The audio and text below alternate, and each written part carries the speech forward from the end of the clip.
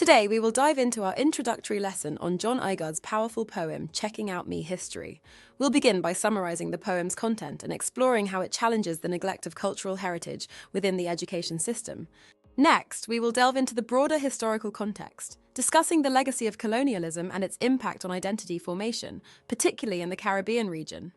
We will also examine how the poem reflects movements of decolonisation and cultural reclamation, critiquing the limitations of formal education systems.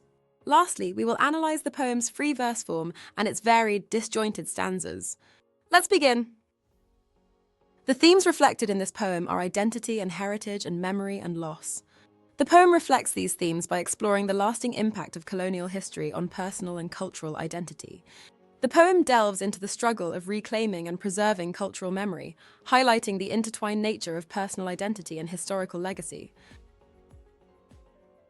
Now let's have a look at some of the stanzas and lines from this poem that we may find hard to begin with. In the second stanza, the line, "Bandage up my eye with me own history," we can see that the poet uses a metaphorical line to suggest that the speaker's own history has been used to blind them, preventing them from seeing and understanding their true identity. The bandage symbolizes the restrictive and distorted historical narratives imposed by mainstream education, which obscure the speaker's cultural heritage. Looking at the next stanza, the line, "Dem tell me about 1066 and all dat," refers to the Battle of Hastings in 1066, a significant event in British history. However, the speaker implies that this is the type of history they were taught, rather than their own cultural history. Agard uses this reference to highlight the imbalance in historical education, particularly where Black and ethnic minority histories have been ignored in favour of white and colonial history. Let's take a look at the stanza, "Nanny Seafar woman of mountain dream, firewoman struggle hopeful stream to freedom river." For context, Nanny of the Maroons was a leader of the Jamaican Maroons, known for her strategic prowess and resilience in resisting British colonial forces in the 18th century. These lines celebrate Nanny of the Maroons, portraying her as a visionary and resilient leader. Seafar woman suggests her foresight and wisdom. Of mountain dream implies her lofty aspirations and connection to her homeland's terrain, whilst the metaphors firewoman struggle and hopeful stream to freedom river depict her fierce resistance and role in leading her people towards liberation. In the next stanza, we see the rhetorical question, but what happened to the Caribs and the Arawaks too? This questions the absence of the Caribs and Arawaks, indigenous peoples of the Caribbean, in the historical narratives the speaker was taught. The speaker highlights the omission of these significant cultures, which were decimated during colonisation. The penultimate stanza refers to Mary Seacole, a pioneering Scottish-Jamaican nurse from the 19th century who is best known for her work during the Crimean War. This stanza highlights Mary Seacole's journey from Jamaica to the Crimean War, emphasising her determination to serve despite British rejection and the harsh conditions she faced. Seacole's unwavering courage made her a beacon of hope and healing for wounded and dying soldiers, symbolised by metaphors like a healing star and a yellow sunrise. This passage underscores her significant yet often overlooked contributions to history. Great! Now we've understood these tricky lines, let's move on to summarise what is going on here. So what is Checking Out Me History about? The poem is a powerful and defiant expression of a speaker's frustration with the way history has been taught to them, focusing primarily on colonial narratives and neglecting their own cultural heritage. The speaker criticizes the education system for ignoring important figures and events from their own history and expresses a strong desire to learn about these overlooked stories. They reject the imposed narratives of colonialism and oppression and seek instead to reclaim and celebrate the stories of resistance, resilience, and triumph within their own culture. Now let's consider some important context. Checking Out Me History engages with the legacy of colonialism and its impact on identity formation. John Agard, born in British Guiana, now Guyana, in 1949, draws from his personal experiences and historical awareness in his work. The Caribbean region, including Guyana, has a complex history of colonization by European powers, which greatly influenced cultural identity and historical narratives. The poem critiques how colonial education systems often neglected or distorted the histories and achievements of non-European cultures. These systems promoted Eurocentric perspectives while marginalizing indigenous, African, and other non-Western histories. Checking Out Me History reflects broader movements of decolonization and cultural reclamation that emerged in the 20th century. It critiques the limitations of formal education systems in providing a comprehensive and inclusive view of history.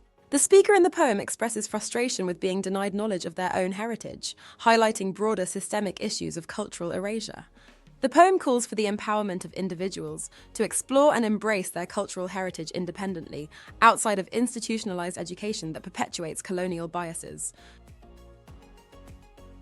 Checking Out Me History does not adhere to a traditional rhyme scheme. Instead, the poem employs a free verse form with irregular line lengths and no consistent pattern of end rhymes. The absence of rhyme reflects the poem's thematic content of rebellion and defiance against imposed norms and forms. Agard's speaker challenges Eurocentric historical narratives that have dominated educational curricula and societal discourse. By rejecting irregular rhyme and traditionally organized structure, Agard symbolically rejects the constraints of conventional poetic forms, asserting the freedom to explore and reclaim marginalized histories and cultural identities. This allows Agard to focus on the assertive and confrontational tone of the speaker, making the language direct, passionate, and charged with emotion. The speaker's frustration and determination to uncover their own history are mirrored in this form, challenging readers to confront and reevaluate historical narratives that have marginalized or erased non-Western perspectives. The poem features a varied and somewhat disjointed stanza structure, meaning it does not follow a uniform pattern of stanza lengths or line breaks. This irregular structure mirrors the speaker's journey of discovery and defiance against colonial and Eurocentric historical narratives. Each stanza unfolds unpredictably, reflecting the speaker's non-linear exploration of their cultural heritage. This allows Agard to show the fragmented and contested nature of history, especially for marginalized communities who often have to piece together their histories from different sources and perspectives. For instance, some stanzas in Checking Out Me History are longer, giving room for detailed exploration of significant historical figures and events that shape the speaker's identity. These longer stanzas highlight the complexity and richness of the speaker's cultural heritage, offering an alternative to mainstream historical accounts. Meanwhile, shorter and more fragmented stanzas emphasize moments of strong emotion or important themes, making the reader feel the intensity of the speaker's message. That's all for today. In this lesson, we explored the core themes of identity, history, and cultural heritage through a critique of colonial systems of education in John Agard's Checking Out Me History. We delved into the social historical context, emphasizing colonialism's impact on identity and Agard's personal background. We analyzed the poem's critique of colonial education and its call for cultural reclamation through decolonisation.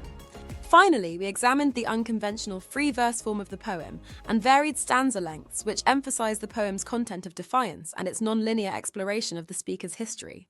Great job, everyone!